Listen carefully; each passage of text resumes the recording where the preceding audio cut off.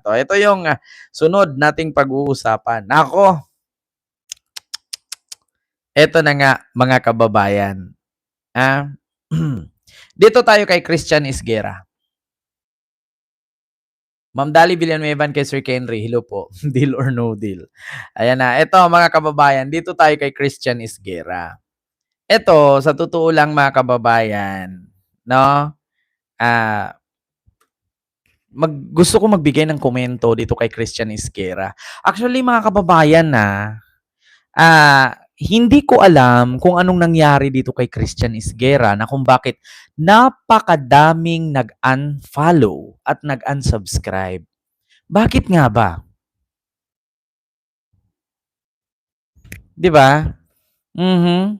Sabi ni Rizelicious, sa lahat ng BBM vloggers, ikaw ang pinakagusto ko kahit admin kaya mo i-critics. Actually, Ma'am Rizelicious, ito lang po hindi naman ako nag-ano sa admin. Ang sa akin lang kasi mga kababayan, bilang isang social media influencer, pag sinabing influencer, may impluwensyahan ko kasi kayo. Nanonood kayo sa akin, naka-follow kayo sa akin. Hindi ko naman kayo ini-encourage na maniwala sa mga sinasabi ko. Pero, kung kayo nag-iisip din ako. Una, nakakapagtaka lang din kasi, yung mga pinapangakuan na ikukulong, kakasuhan, walang nangyari. Kaya pati ako napatanong din. 'Di ba? Kaya imposible kayo hindi nagtanong kung bakit si Joel at si Chis hindi. Oh, 'di ba? Oh, mapapatanong ka kasi ang pangako is pangako 'yan eh. Kapag ang pangako hindi mo itinupad, mapapahiya ka eh. Ang sabi, 2 weeks, kakasuhan na 'yan. Aba, 3 buwan na. Wala pa rin. Oh, kaya ako nagtataka. Nagtataka lang naman. 'Di ba? So ganun po 'yun mga kababayan, no. Dito tayo kay Christian Isguera. So, mga kababayan, ito ang aking katanungan, ah bakit ba maraming mga loyalistang nag-unfollow kay Christian Isguera? 'Di ba? Bakit nga ba mga kababayan maraming mga kababayan na nag-unfollow kay Christian Isguera? Ano bang ginawa ni Christian Isguera? Ako'y nagtatanong syempre parang podcast na 'to Oo. So ang tanong, bakit nga ba maraming nag-unfollow? Ano bang nagawa niya? Ano bang nasabi niya? Paki-comment diyan, babasahin ko.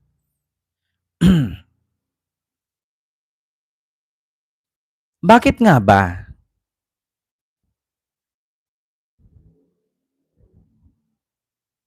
'Di ba? Almost 50K ang na-unfollow. Ganun ba Sir Michael? He is anti-Marcos. Ano bang rason kung bakit natawag siyang anti-Marcos? Ma'am Lina, maraming salamat po sa iyong palipad. Thank you so much po. Bakit nga ba siya natawag na anti-Marcos? Ano bang ginawa niya? Ano bang sinabi niya? He cursed on BBM. Bakit? Ano bang ginawa niya? Sinumpa niya si BBM?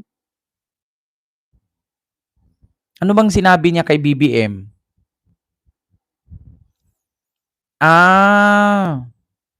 Ganoon ba? Dahil sa ill-gotten. Ganito po 'yan dahil dun sa ill-gotten wealth, iniinsulto niya. Ganito 'yan sa totoo lang mga kababayan. Hindi pa man ako pinanganak, no? Alam ko mas nauna kayo sa akin, mas matanda kayo sa akin. Ang usapin kasi sa mga perang Marcos, mga pera ni Marcos, ganito 'yan. Simple lang 'yan simple lang ang gusto ko lang reaksyonan dito, past is past. Never be discussed. Dapat. Pagdating sa mga kayamanan ng Marcos, ganito 'yan eh. Simple lang naman 'yan. Bigyan ko kayo ng mga konting summarize. Kung sabihin natin na ang yaman ng mga Marcos ay nakaw, bigyan ko kayo ng example. Kung nakaw ang yaman ng mga Marcos, di ba ang daming alahas ni Imelda? First Lady Imelda. Dami niyang alahas, di ba? Di ba? Sir Kokoy, hello po. Ang dami niyang alahas. Ngayon ang tanong, doon ba sa mga nagkumpiska ng alahas ni Imelda, di ba i-check nila yan kung magkano ang presyo? Di ba i-check nila kung saan binili? Di ba i-check nila kung sino designer? Yun bang presyo, binilhan at designer, natuntun ba nila? Sino po ang nakaabot sa panahon ni Marcos Sr.? Yung mga alahas ba ni Imelda, may alam ba kayo kung sino ang gumawa, saan niya nabili, sino ang designer? Meron ba?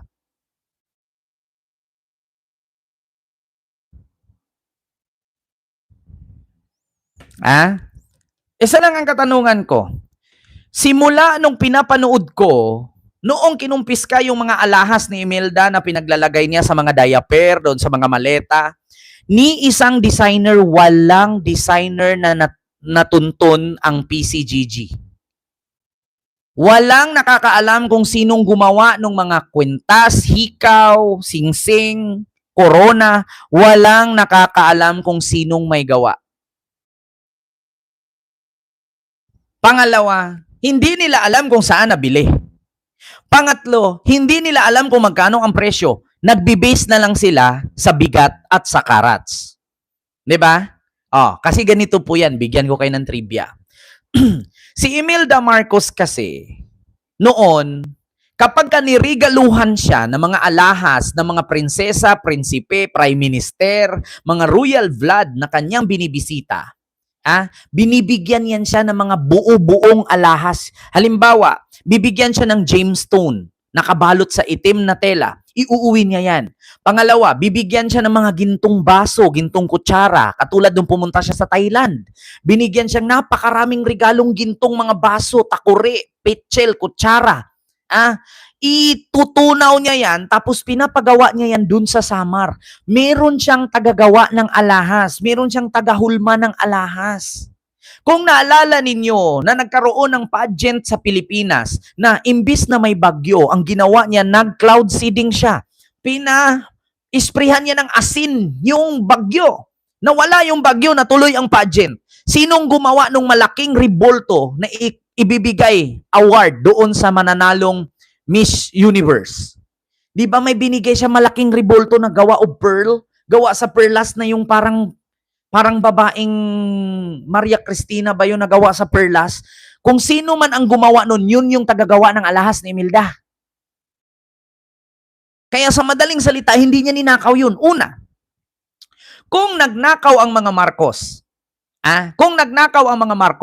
kasi ang sabi ni Imelda, magjowa pa lang kami ni Makoy, marami niyang gold. Sa ilalim sa basement, puro gold. Sabi naman ni, sino yung nag-interview sa kanya? Si Winnie Mungsod, di sana bumigay yung bahay. Paano bibigay nasa basement nga ni? Paano bibigay kang nasa basement? So, puro gold. Sabing ganon. Ngayon, ang tanong, kung ninakaw ni Marcos ang mga ginto,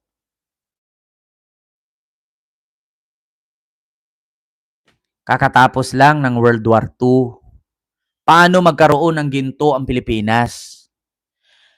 Kakatapos lang ng World War II, nung pumasok si Marcos sa Pilipinas, walang pera, kay bagsak ang ekonomiya dahil sa gera. Christian is gera. So kung ninakaw ni Marcos, magkano bang ninakaw niya?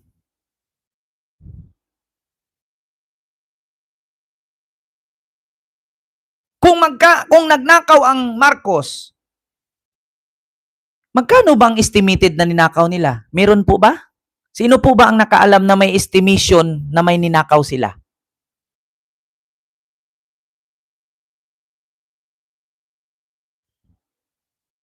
Magkano ba ang ninakaw? Kasi ako, ilang beses ako nanonood. Tandaan ninyo, mga kababayan, major ko world history. Ilang beses ako nagbasa sa libro, ilang beses ako nanonood. Sa mga balita patungkol sa mga Marcos, hindi nila ma-estimate kung magkano ang ninakaw. Magkano nga ba ang ninakaw? Ngayon, may nag-comment, Sabi ni Ma'am Gina Andales, why is something being returned? Ganito yan. Ganito kasi mga kababayan. Noong nag-exile sila sa Hawaii, ang sabi ni Marcos Sr., forget about the money, let's make our independence. Iwanan mo yung pera, alahas. Mag-independence tayo. Alis tayo. Hayaan mo yan. Ngayon, sa mga nagtatanong, kung walang ninakaw, bakit may binalik? Simple lang yan eh. Para walang gulo, kunin nyo na. Para wala ng pag-usapan, kunin nyo na. Ikaw, sa loob ng 36 years, hanapan ka ng hanapan na hindi mo naman alam kung magkano yung hinahanap nila. So kung meron ka, ibigay mo na. Ganun yon. At pangalawa, kung nagnakaw sila, bakit nanalo sila sa trial of the century? At bakit walang nakulong sa kanila?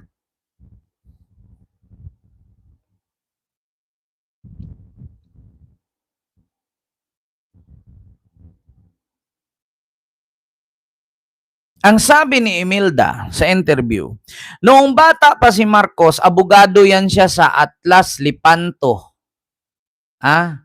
Sa abogado kasi si Marcos nung bata pa siya sa mga kalupaan. Ang kanyang mga hinahawakan, tong Abra, Benguet, Atlas, Lipanto. Alala niyo yun? Sabi ni Imelda sa interview ni Mel Chanco. So, ang kabayaran daw ay ginto.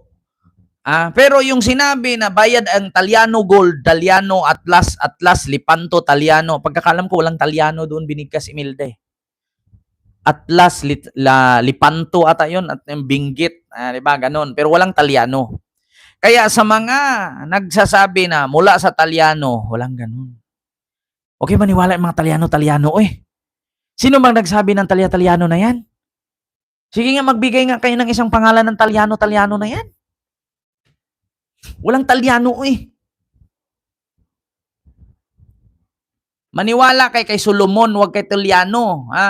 Mas naniniwala ako kay Solomon kasi yung mga ginto ni Solomon galing Far East. Saan ba matatagpuan ang Far East? Philippines. Sino ba si Talyano? So, ganun yun mga kababayan. Sa madaling salita, napakasimple lang yan eh. Kung nagnakaw, magkano ang nignakaw, at may nakulong ba? Ngayon, kung wala namang estimated kung magkano ang ninakaw, at kung wala namang nakulong, ibig sabihin, hindi magnanakaw.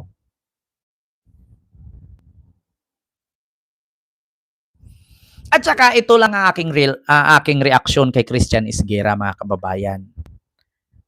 Huwag na po tayong magtaka. Dilawan po siya.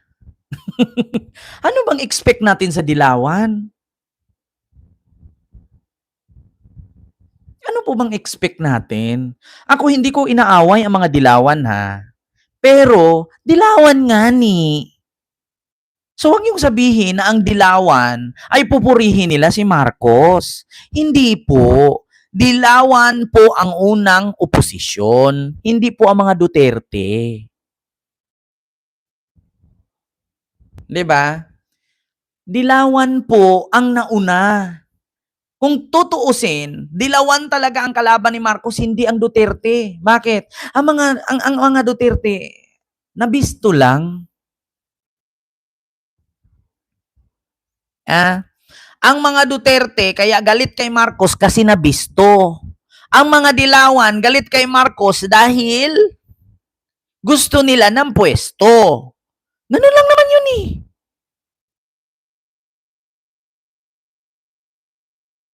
Ganun lang yun. Dilawan, galit kay Marcos dahil gusto ng pwesto. Ang mga Duterte, galit kay Marcos dahil nabisto. Simple. Mahirap bang ispilingin yan?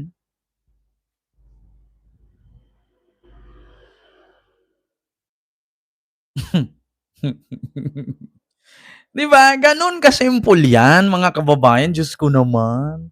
Ano bang aasahan natin? Dilawan nga siya. Parti nga siya ng... Take note ha, sa mga nagtatanong, ang kakamping ba at dilawan ay iisa? Hindi po. Hindi po. Magkaiba ang kakamping, iba ang dilawan. Take note, hindi magpipink kung may dilaw. Tandaan nyo mga kababayan. Iba ang pink sa dilaw. Sa spelling pa nga lang at sa kulay magkaiba ni. Ngayon, kung magbigay man ng reaksyon si Christian Isguera patungkol kay BBM ng masakit na salita, and bakit pa tayo magtaka? Dilawan nga siya. Di ba? Ganun yun. So, wala na po tayong ano dyan. Wala na tayong maraming sasabihin about kay Christian Isguera. Nagpakilala naman siya na dilawan siya. Admitted naman siya. Sino-sino ba yung mga kasama niya? Tell me who your friends are and I will tell you who you are. Itanong nyo kay Christian Isguera. Sabihin mo sa amin sino yung mga kaibigan mo at sabihin ko kung sino ka. Ganun lang yun eh. Kung ang kaibigan ni Christian Isguera ay si Sara, Duterte siya. DDS siya. Pero kung ang kaibigan ni Christian Isguera ay mga dating trabahante ni Pinoy, ay didilawan siya. Kailangan pa ba natin itanggi? Kailangan pa ba nating magamit pa ba tayo ng eskwala, pulgadera, tape measure? Kailangan pa ba natin gamitan ng magnifying glass at kaning telescope at saka microscope? Tell me who your friends are and I will tell you who you are. Ganun ka-simple yan. Ngayon, mga kababayan, hindi din po natin masisi kung si Christian Isguera ay na-follow ninyo dahil noong time na humiwalay si Sara kay BBM, alam naman po natin talaga na ang real na kalaban talaga ng mga dilawan si BBM. Nung sumakay si Sara kay BBM at si Digong, binanata ni Digong ang dilawan. So nadoble na ang kaaway ng dilawan. Aishan Ray, hello po, maraming salamat sa palipad. Ngayon kung, 'di ba? Ganun lang kasimple 'yan, mga kababayan. Isa lang ang aking masasabi. Noon kasing panahon na si Sara at si BBM nag-unite, hiwalay. No? Nung naghiwalay sila ng landas, 'di ba dati parallel sila, biglang tumulibagbag si Sara, pumunta sa kabila. So isa lang ang masasabi ko.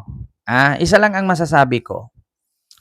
Huwag na tayong magtaka kung magsabi man si Christian Isguera, si Kristan, si Shelo Magno, si Llamas, si Hidarian. Alam naman natin kung sino sila.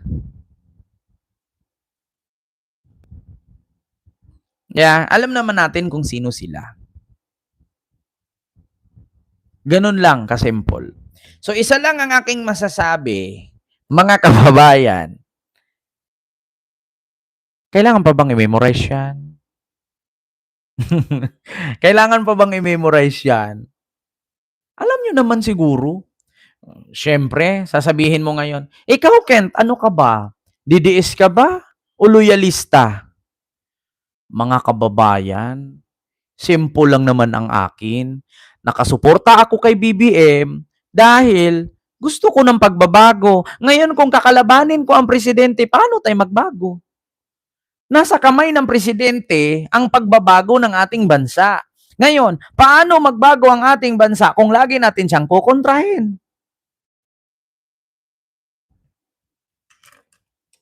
Diba? May baha. May baha. Isisi natin kay Marcos.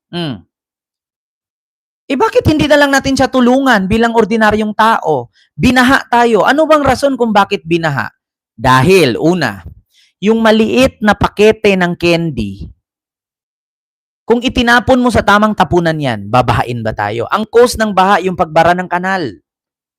Kung ikaw nakatira sa Metro Manila, ayaw mo magbaha, di ba?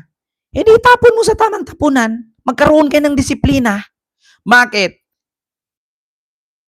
Pag yumaman ka ba, dahil ba sa presidente yan? Hindi. Dahil sa'yo yan. Pag nakakain ka ba ng lechon manok, at Coke na 1.5 ang pangtulak, dahil ba sa presidente yan? Hindi. Dahil sa'yo yan. Nakakain ka nga ng masarap na pagkain na hindi dahil sa presidente. So kung nakakain ka ng masarap na pagkain, gumawa ka rin ng masarap na pagtulog at tirahan. Masarap ang kinakain mo pero binabaha ka. Bakit kayo binabaha? Kasi kulang sa disiplina. 'Di ba? Kung sumunod lang kayo sa palatuntunin, 'di ba merong nakalagay sa basurahan? R. Reuse, reduce, recycle. Nabubulok, hindi nabubulok, at nare-recycle. Alam mo naman na plastic yan, itatapon mo dun sa nabubulok. Di pagtapon doon, kung dumami yung plastic doon sa nabubulok, di expected sa mga nagbabasura, nabubulok yun lahat. Hindi naman pala kasi nahahaluan. Yan ang pinakamasakit sa ating mga Pilipino. Bakit sa sarili nating bansa wala tayong disiplina? Bakit sa ibang bansa kailangan nating mag-ingat?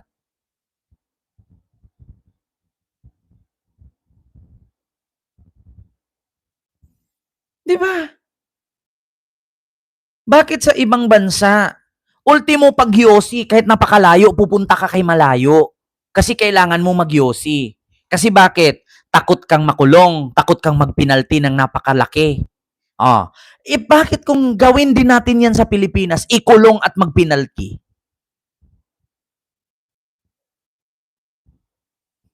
Punta ka ng Singapore.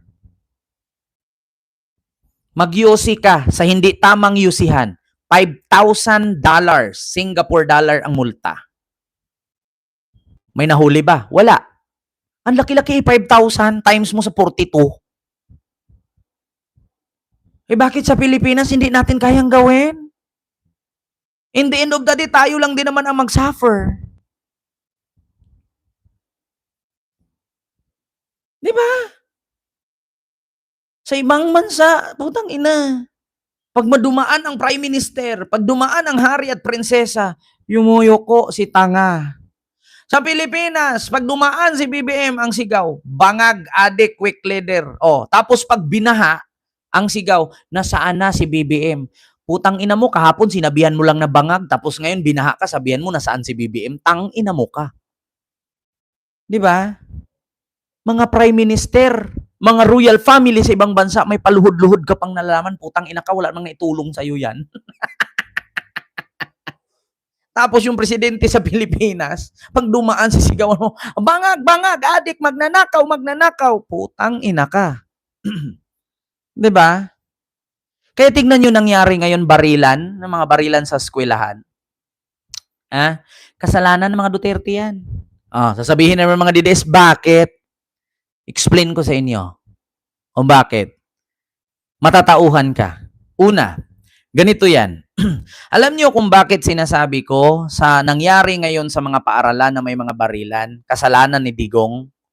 Ganito kasi 'yan, at kasalanan ni Sara. Ganito 'yan.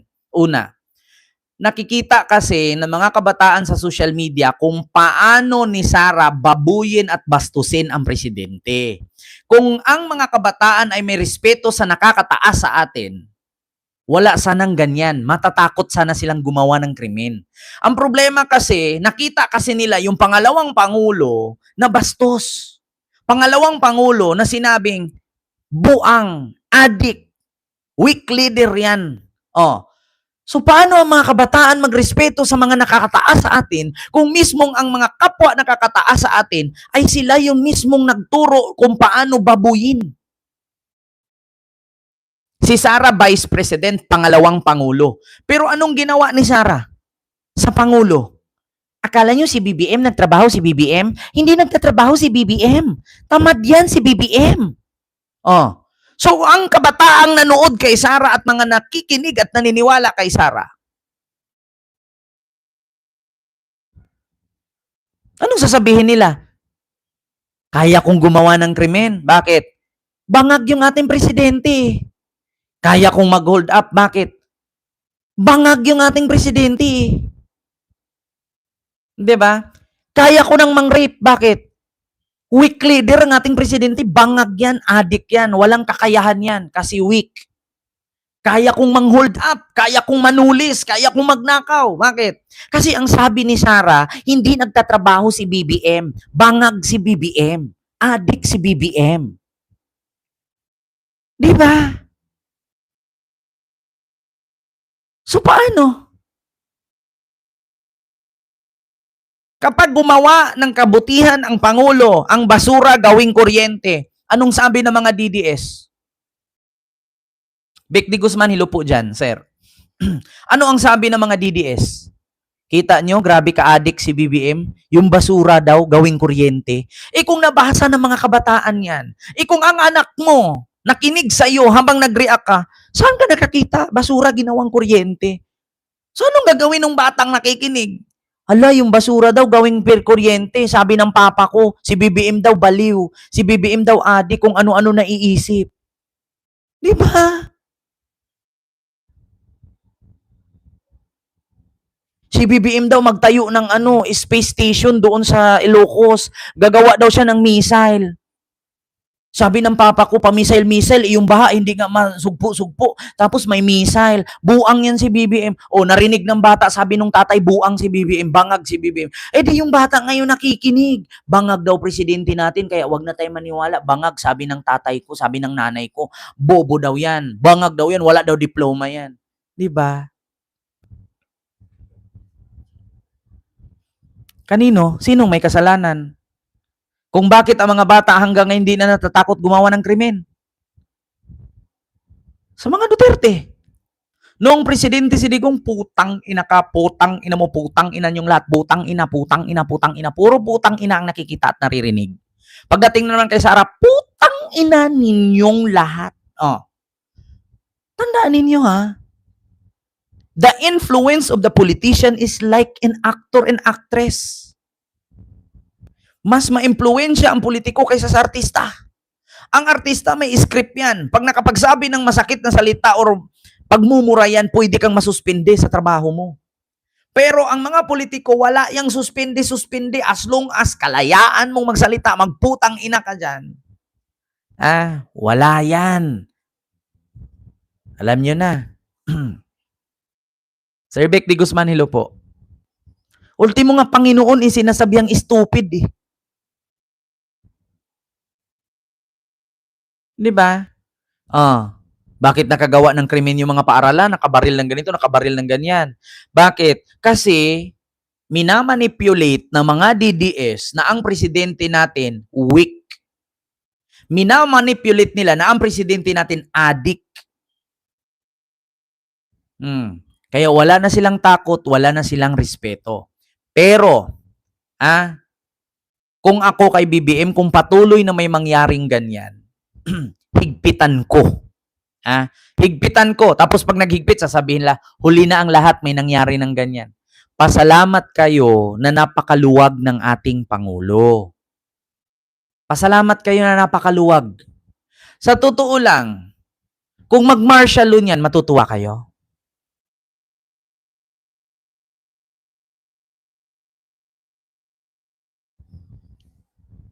Kaya, alam nyo kung laging ganyan, sa totoo lang, isa lang naman mag-martial law. Kapag nag-martial law si Marcos, isa lang aking masasabi. Unang magagalit DDS. Pag didisiplinahin na, magagalit na sila. Pero nung binigyan sila ng kalayaan, yung kalayaan na ibinigay sa kanila ay inaabuso nila. Itong nangyari sa atin ngayon, kalayaan to. Pero pag naghigpit ang ating gobyerno, take note, mga kababayan, wala ka ng kalayaan. Ako, pabor sa akin mag-martial law. Bakit? Hindi naman ako kalaban ng administrasyon, hindi naman ako rebelde. Bato-bato sa langit sa mga rebelde at mga kumakalaban. Kayo talaga ang mababatuhan. Ganun lang yun kasimple, mga kababayan. Diba? So yun lamang, mga kababayan, yung aking reaksyon sa mga oras na ito. Okay, takits po tayo ulit sa mga susunod nating topic, mga kababayan. So mag-ingat kayo palagi and God bless. Maraming salamat. See you next vlog. God bless po and bye-bye. See you.